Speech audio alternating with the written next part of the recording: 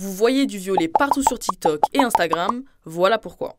Des influenceurs et des milliers d'internautes changent leurs photos de profil en violet pour soutenir les femmes et enfants victimes de violences. Beaucoup de gens disent que c'est pour soutenir les femmes qui ont été V, mais c'est pas vraiment ça. Notre but à tous, c'est de dénoncer les violences sexuelles faites à qui que ce soit. Plus on est nombreux à le faire, moins les personnes victimes de ça vont se sentir seules. L'initiative vient à l'origine de Women for Change en Afrique du Sud. Le but de cette organisation de défense des droits des femmes est d'alerter le gouvernement sur le nombre de féminicides très élevé dans le pays.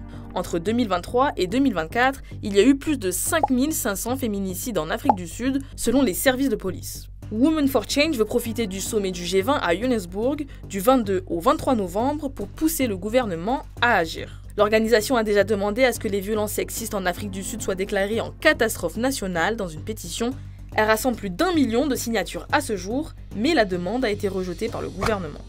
Women for Change appelle donc les internautes à changer leur photo de profil en violet pour soutenir la cause, et ce choix de couleur n'est pas anodin. Pour comprendre, il faut remonter 2 siècles en arrière. Tout commence au Royaume-Uni au début du 19e siècle. Les suffragettes brandissent des banderoles blanches, vertes et violettes dans les manifestations pour le droit de vote des femmes. En 2017, le mouvement MeToo et les associations comme Nous Toutes en France choisissent le violet comme symbole de la lutte contre les violences faites aux femmes. C'est pour cette raison qu'en France et aux États-Unis, les profils violets se multiplient aussi sur les réseaux sociaux, une manière de soutenir les femmes victimes de violences en Afrique du Sud et partout dans le monde.